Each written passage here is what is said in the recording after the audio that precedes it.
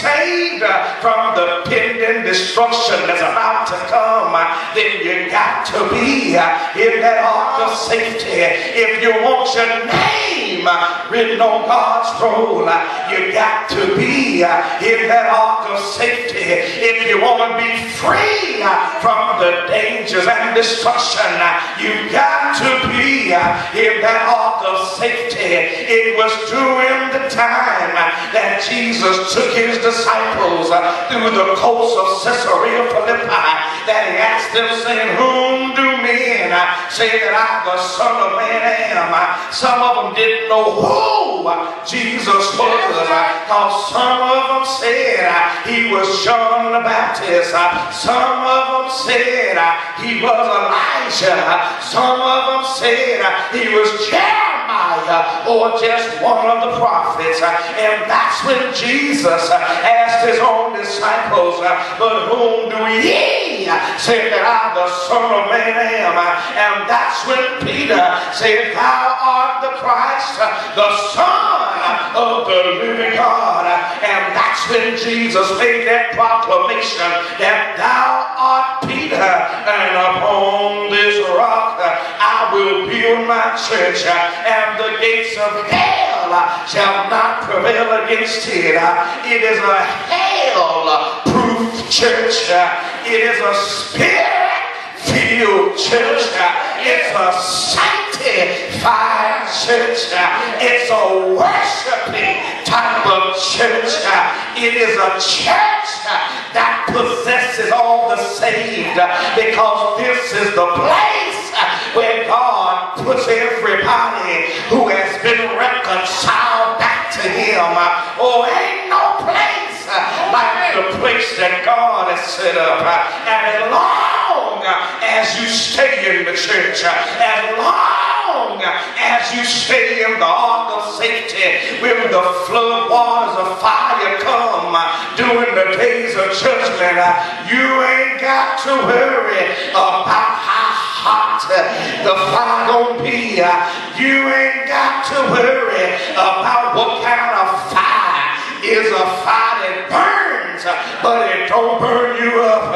You ain't got to worry about no weeping and no gnashing of teeth.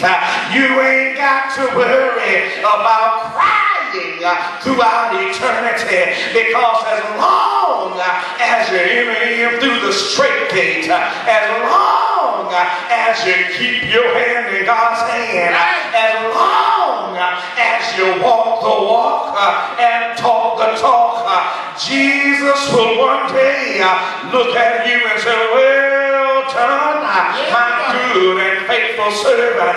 You've been faithful over a few things. Now I'm going to make you a ruler over many things. Salvation during the days of Noah was in the ark, but salvation in our day is in the church of Christ. You got to be in there. Got to be in there if you want to be right with God. That's right, sir. The Bible shows us various typologies to teach us that God has always had one way. That's right. You got people all over the world thinking everybody gonna be saved. Where did they get that from?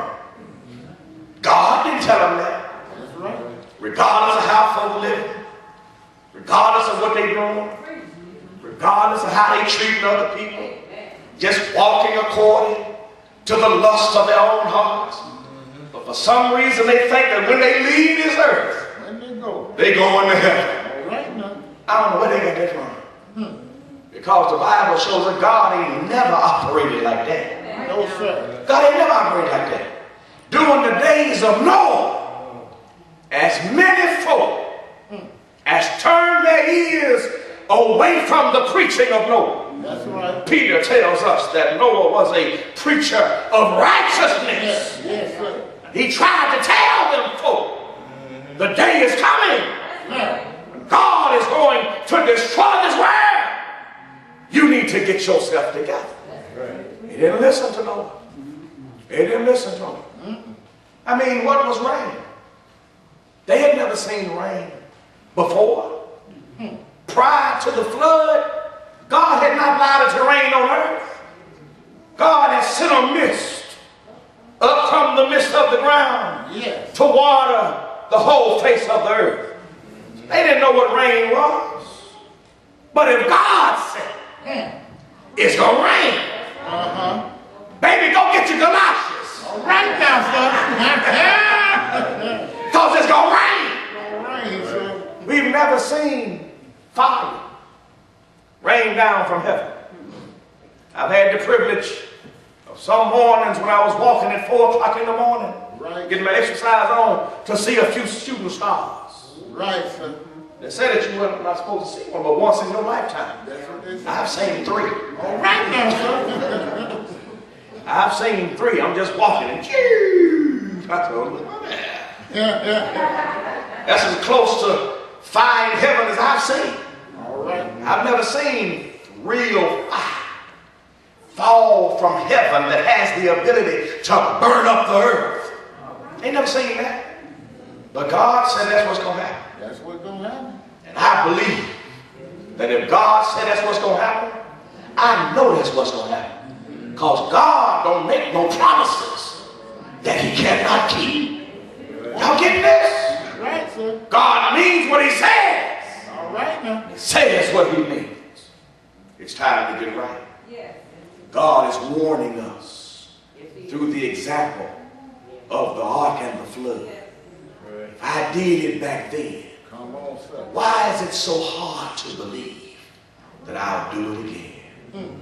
You know, Peter, 2 Peter chapter 3, actually uses the flood as a reality to those folk.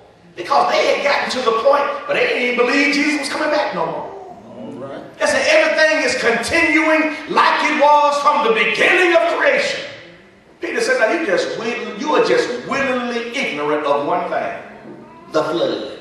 Right. God did something in the history of mankind that interrupted man's existence on this earth. And it was the flood. He teaches us if you can believe in the flood, then you better believe in the final judgment. Are you here tonight? Are you in that vessel of safety? Have you done what God has required for you to do? So that when the fire comes, you're not worried about it. Because you want to be caught up, to meet him in the air, to go on home, to ever be with him in heaven. If not, my brother, my sister, you need to make your calling and your election sure tonight. If you're already God's child, you need to repent. Ain't nothing wrong with repenting. The Lord commanded us to repent. Luke 13:3, Jesus said, except you repent, you will all likewise perish. Right. You better repent. Repent means change. The Lord says, except you change, you're going to perish just like the rest of them. So repent of your sins, confess the fact that you've sinned, and our God, our loving God, our gracious God, our good God, will forgive you when you repent and when you confess. If you're not his child, you have to obey the gospel. There's only one way to obey the gospel, and that's to be baptized. Prior to baptism, you must have heard, according to 1 Corinthians 15:1-4, that Jesus died, was buried, and that he rose again. Right. You must believe that, according to John 8:24. You got to repent of your sins. You can't just come to Jesus all laid in your sins with your mind not made up to give up something. You got to give it out. Right. You got to let it go. Because what God is offering you is better than what you got anyway. It ain't even a fair trade. He's telling you to let something go that's momentary anyhow. And he gonna give you eternal if you let go of the momentary. That's right. Hello over here. Right, sir. Whatever you got is temporal. That's true. You got it and you gonna lose it. Exactly. It ain't gonna be with you forever. They ain't gonna be with you forever. It ain't gonna be with you forever. Whatsoever ain't gonna be with you forever. Everything on this earth is temporary. And the Lord tells us, if you give up the temporal, I'll give you the eternal. I want something that's gonna last. Yes. I don't like